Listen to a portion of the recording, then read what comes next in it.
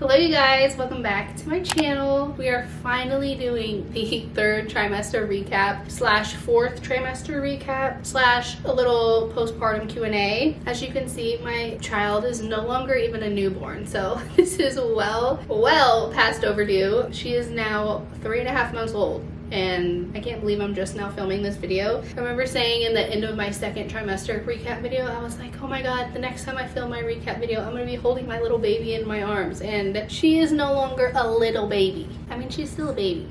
And she's pretty little, but she's not my little 7-pound baby that she used to be. She is now 13 pounds. So yeah, if you're new to my channel, this is Brecklin, Miss Brecklin Drew. She was born on January 25th, 2024, on my birthday. So we're little birthday twins, huh? Besties for life. But yeah, I'm finally here to give you all the details of my fourth trimester, so let's just jump right into it. Don't lift up your dress. That's not polite. That's not good girl etiquette, okay? Now, in my second trimester recap, I kind of split them up into like each week what I was feeling, and then towards the end, I just kind of stopped doing that. And the third trimester is the same. Like, I did not split it up to the weeks. I hardly even updated it at all through my third trimester. I just remember I kind of updated it towards the end and just listed out all the things that I remember like feeling. But you know how everybody says like once you have your baby, like you forget all the pain that you went through? And it is very true, because looking at this list, I don't remember a lot of it, but apparently I felt it because it's on the list.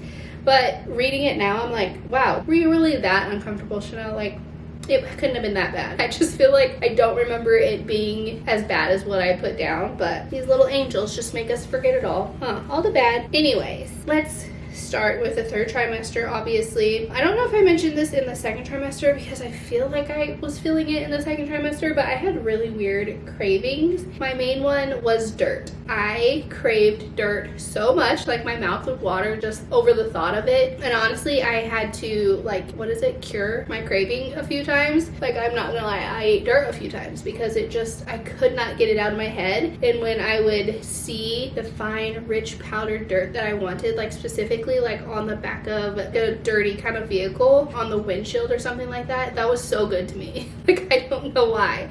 And I did lick my finger and try it a few times, and I think I showed me trying it in a vlog once too, but I just couldn't help it. I craved dirt. And I did like talk to my OB about it, and he said, if you're gonna crave anything, that's what I want you to crave. He did say like a lot of his patients have craved like bleach and what else? I don't remember what else he said, but like really not great things. So he was not very concerned about my craving for dirt.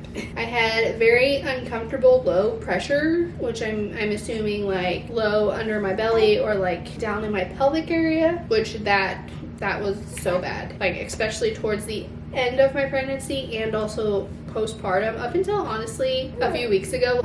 Feeling frustrated or overwhelmed trying to sleep. I started crying at 31 weeks one night. I remember this specifically. Like, sleeping was not fun for me. Like, I dreaded it being nighttime because I didn't want to have to lay in my bed and go to sleep, just because I was so comfortable all the time. Like, I was literally to the point where I was sleeping sitting up because I was just so uncomfortable. And I do remember like just breaking down crying to Jared. Like, I'm like, I cannot do 8 more weeks of this. Like, I just was so uncomfortable and just in so much pain.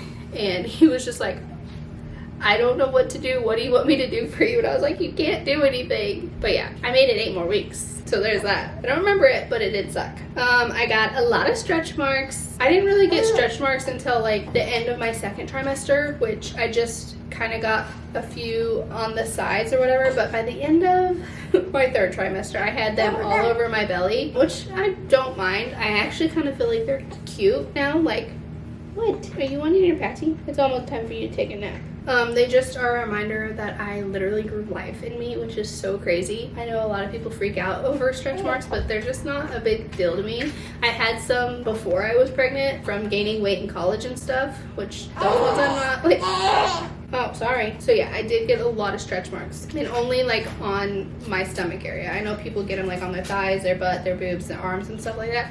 I just got them on my stomach, but I did get a lot. They're like all over my belly. I wrote down more hair on my belly, which it was something that I noticed early on in like my second trimester, but it continued to get more and more throughout my whole pregnancy. Like my stomach got not very hairy, but it had a lot more hair on it than what it did before I was pregnant. But now I don't notice it, so it must have went away. I don't know. And then I wrote down pelvic pain, but also fell and did the splits. Yeah, I fell while I was pregnant, and I did post that on my Instagram story, and I think I shared it in a vlog too, I don't know. But yeah, I fell down the stairs one day when it was icy out. I didn't fall on her, I literally fell right on my butt and my tailbone, so I did have a lot of pelvic pain from that, but I was already having pelvic pain before I fell, so I didn't know like what it was from exactly, but falling probably didn't help it any. I was so emotional. I literally could cry at the drop of a pin. Like I just wanted to cry all the time. Like I had tears on deck just ready to fall at any moment. That continued all the way up into postpartum too, so that was fun. Okay, sorry if it's a different angle. I had to change my battery. So back to the symptoms. I didn't know how to explain this symptom, but it started like towards the middle of my third trimester, or maybe even at the end of my second. I can't really remember. I should have wrote down the weeks and everything, but I didn't, because I had this weird feeling of just like food sitting like on my chest. Like I don't know if that's what heartburn, I've never had heartburn, so I don't know what that feels like, but it just felt like after I would eat, all my food was just like sitting right here. Like it wouldn't go down or anything. It wasn't like painful, it was just like uncomfortable feeling. Like it just was not it, you know? And that happened like every single day for like a few hours at a time. It was not fun. I also was like throwing up in my mouth a few times a day, which is disgusting, but pregnancy. Obviously I had very swollen hands and feet. They weren't swollen to the point where like it should be concerning, like preeclampsia swelling, but they obviously were a lot more puffy because they were holding a lot of water weight and stuff. I don't know if this was from my hands swelling, but my fingers got like painful to the point where like it would just hurt to bend them. But it's like crazy. I look back at old videos now and I see my hands and they were so big. I have very small hands to begin with. Like I wear a size like 5.5 ring.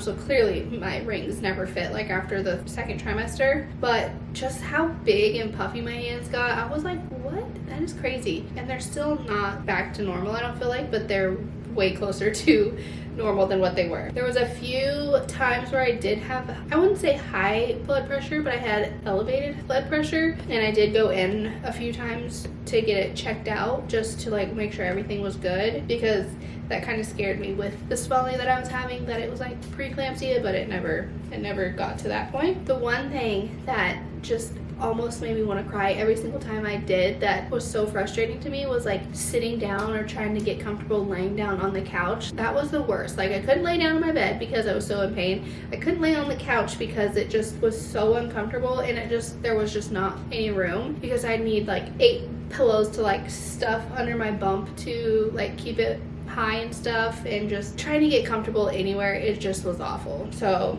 that was very frustrating for me. I remember right here I put 37 weeks, barely sleeping, so uncomfortable, which we've obviously gone over. I had insomnia. I remember there was a lot of times where I would just like scroll social media like at 2 in the morning till like 5 in the morning because I couldn't sleep, and then I would finally fall asleep at 5 and then only get a few hours of sleep before having to wake up for work. So that was fun. I wrote hungry because I was literally eating every single second. I feel like, especially in the middle of the night, I wrote waking up in the middle of the night, because there were so many times where I would wake up in the middle of the night just starving during my insomnia sessions. There was one night that I came in here, I think it was New Year's Eve, I came in her room and just like rocked in this chair eating a bowl of cereal because I was so hungry. Usually if I would wake up hungry, I wouldn't like eat or anything, but there were a few times where I was like, okay, I have to eat because I'm so hungry. So yeah, cereal was my go-to in the middle of the night hunger feedings. And obviously with no sleeping and being uncomfortable and the insomnia, I was way more tired during the day, and I felt like I needed naps, but I could never nap because I just was so uncomfortable all the time. Oh man, I need a nap now. And with all that being said, I had little to no libido, which I feel like is not really shocking when you're towards the end of your pregnancy. I don't know, but that was pretty much my whole pregnancy. Like it was very, very low. So yeah, I had pain around my belly button at 37 weeks apparently. This is one thing I do not remember. Maybe it was just like the pressure of her growing or something, or like her foot being there or something, but I don't remember having pain around my belly button. This is why I should have done this video like freshly postpartum, but you know, it is what it is. And in my second trimester recap video, I remember I mentioned that I don't know what it was, but I would get so annoyed with anybody texting me. I don't know why. And I felt very validated because so many of you commented on that video saying that you felt the same way. And I am so glad, because I thought it was just me. Like, I would get a text message and I would just like not respond for hours, or just like not even respond at all, because I was just so annoyed. And it had nothing to do with that person. It was just like literally me. And it wasn't just one person, it was like pretty much everybody. But I remember like the end of my third trimester, like I just hated, and I know people, they were doing this because obviously they were checking on me and they were like wanting to see how I was doing, but I would hate having people ask me how I was doing. Like, I don't know. Like, it was the same response every single time I would update them, and it was just getting so repetitive and so annoying, and just, it sounds so bad, it really does, but that was just what I was going through at the end of my pregnancy. Like, I was just so irritated at everything. And I wrote not as bad as the second trimester, but I feel like that's not true. Like, I feel like it was probably worse than the second trimester. But again, shortly after I gave birth, like, that was gone. I'm not feeling that anymore, so I do know like that was like pregnancy related, but I feel much better now. And that's actually all that I have for the third trimester, and I didn't even write anything down for the fourth trimester.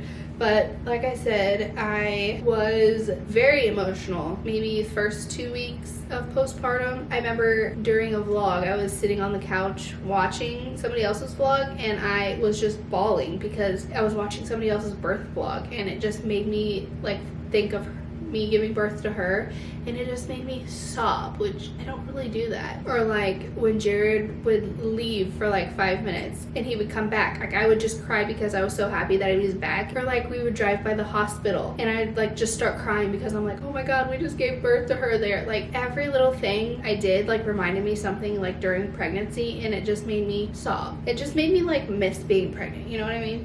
It just took me back to all the memories. But that only lasted a few weeks. I guess it's called baby blues, maybe. I don't know. That's what I probably had, the baby blues. And then honestly, just up until a few weeks ago, maybe a month ago, I had pelvic pain, or like pain down there from giving birth. I could barely like go on walks for more than like 10 minutes at a time because it just hurt so bad. Or like getting into bed, like even like I think I showed this in a vlog. I keep referring to my vlogs because I basically like tried to vlog my whole postpartum. But the night we got home from the hospital, Jared had to go out in the garage and make me a step stool because I obviously like I was very freshly postpartum, just giving birth, but I couldn't get up in the bed, so he had to make me a step stool to be able to get up in the bed. And I think I used that step stool up until like I was maybe 8 weeks postpartum, because like it was so sore down there. I think I started feeling no pain down there maybe like a few weeks ago, which I'm 15 weeks postpartum now. My pain was even bad, like even laying in bed, like trying to roll over either direction or whatever, even just like laying on my back for so long, I would start to get really bad pain. But I haven't felt that in probably a month, so I'm hoping that's gone. And even like working out, I'm back to working out and I feel so good during my workouts. The only pain that I'm feeling still during my workouts is like in my core, which I'm sure there's a lot of separation going on in there. I don't have as much pain in my core anymore as what I did, so I feel like that's getting better as well. But I'm starting to feel like almost back to myself, which I know takes a lot of time for some people, but I don't know, I just feel like I'm almost feeling back to normal, which is exciting. This like almost feeling back to normal could probably take like another year or so, I don't know, but I feel way better than what I did at the beginning of my postpartum. Bleeding wise, I think I bled for maybe a week straight, and then after a week it was just spotting every few days. Like I would not wear a diaper for 3 days, and then I would have to wear a diaper for 2 because my bleeding would be back. But it was never like heavy like it was during the 2 weeks postpartum. But yeah, I didn't bleed for as long as I thought I was going to, which is good. I'm trying to think what else. I think that's it for the fourth trimester recap. But I did have you guys ask some questions on a post I made on YouTube, so I'm gonna go through and answer those. Somebody asked, my question would be, can you give any tips on TTC, which is trying to conceive, what you think helped you? Honestly, I feel like I don't know how to answer this question, because honestly it was all just God God said it's your time, and that's how we conceived. I will say I did read the book, I can't remember what it's called. It starts with the egg, I think, which has a lot of helpful stuff in there for like male and female hormones and fertility and stuff like that. It gives you suggestions on like what vitamins you need to be taking versus for your eggs and for like your husband's or spouse's sperm, and it was so informative. I'll link that book down below. It was very helpful. It even has like different meal plans in there to help increase your fertility, and Jared and I did take some of the suggestions of the vitamins and stuff and like different pills that it says. I honestly don't remember like what all we did, so I'm just gonna link that book, and I feel like it helped a lot. But honestly, keeping our faith, just knowing that God had a plan for us and that it would happen in his perfect timing, and it honestly did. Sister. So I really don't love answering that question because like there's no one specific thing that I'm like, you need to do this, because it wasn't. It was literally just all God. But I'm praying for everybody out there trying to conceive, and I pray that everybody gets their little miracle baby, because honestly there's nothing better. Literally nothing better. Somebody said, my question is, what are some things you wished you knew about postpartum, and what would you change / be better prepared for? One thing is everybody is like excited for like the 6-week postpartum appointment or whatever, because you get cleared to, you know, work out or start making a baby and stuffing and like that. But I wish I would have known that just because like I'm getting cleared to do those things, that doesn't mean that I'm like my body's back to 100% or back to normal, because that was not the case. Like I said before, I just stopped having pain in my pelvic area a month ago, and that's well past 6 weeks. Like, it's not just because you get cleared to do that, you're like feeling back to normal and stuff. So give yourself grace, because it could take a lot more than just the 6 weeks, you know? And then I feel like I've had a very good postpartum journey, so I really can't complain or anything. I know so many people have it way worse than what I have it. I did have postpartum anxiety. I will say that. That is something I forgot to mention. I remember I would dread going to sleep in the evenings with her because I was just so terrified that something was going to happen to her. And I've mentioned this before, but she literally slept on my chest for like the first 3 weeks of her life because I just was so scared to put her down. One thing that I do feel like helped my postpartum anxiety and stuff is taking a postnatal pill. I still take the Ritual postnatal, and this is not sponsored or anything, but I still take it to this day, and I'll continue to take it. But I do feel like that helped a lot with my postpartum journey. Like, we have so many hormones like still going on in our body that it's just like the biggest up and down every single day, and I feel like we really need those pills to like help balance it all out. So definitely, if you're like about to be postpartum, or you were just freshly postpartum, or even now, like if you're 3 months postpartum and you're feeling some way, you need to be taking postnatal pills, or even prenatal pills.